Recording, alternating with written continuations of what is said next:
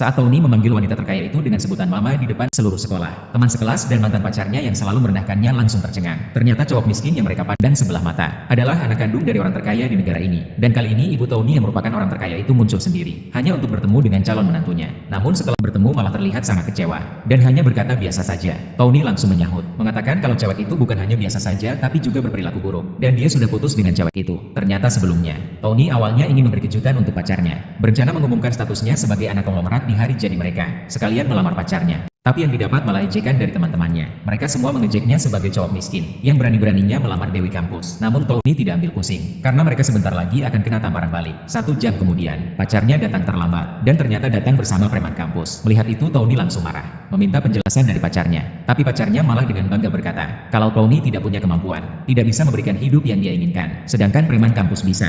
Lalu langsung memutuskan hubungan di depan umum. Saat itu juga Tony baru sadar, kalau pacarnya ternyata cuma cewek matre. Selama ini demi hidup sederhana di masa kuliah, Tony selalu pakai barang murah dari pasar. Karena itu dia sering dikucilkan oleh teman sekamarnya. Mereka semua menganggap dia orang termiskin di kampus. Padahal mereka tidak tahu, Tony sebenarnya adalah pewaris harta miliaran. Tapi sebelum sempat mengungkap jati dirinya, pacarnya yang matre itu sudah tidak sabar pindah ke pelukan preman kampus. Bahkan di depan mata Tony, mereka berdua sengaja bertingkah mesra untuk membuat Tony sakit hati. Saat semua orang menertawakan Tony, tiba-tiba sebuah mobil mewah bernilai miliaran masuk ke tempat acara. Begitu pintu mobil terbuka, yang turun adalah ibu Tony, si wanita terkaya itu. Semua orang langsung melongo karena terkejut. Dengan wajah tidak senang ibu itu bertanya pada Tony, kenapa pesan hotel murahan seperti ini? Padahal semua hotel milik keluarga mereka adalah bintang 5 kelas atas. Seluruh ruangan langsung tercengang, karena sewa tempat hotel ini saja sudah ratusan juta. Lalu wanita terkaya itu menatap mantan pacar Tony, dan berkata bagus sudah putus. Dia bahkan berjanji akan mengenalkan beberapa artis terkenal saat pulang nanti. Kemudian sang ibu mengeluarkan setelan jas mahal dari mobil, menyuruh anaknya pakai lebih tebal biar tidak kedinginan. Setelah itu dia langsung pergi. Baru saat itu mantan pacar Tony sadar. Dengan wajah kaget dia bertanya pada Tony, bukannya keluargamu jualan buah? Dari mana dapat mobil mewah itu? Tapi si preman kampus malah bilang, wanita itu pasti cuma aktris bayaran. Umurnya paling cuma beda beberapa tahun. Mana mungkin itu ibunya?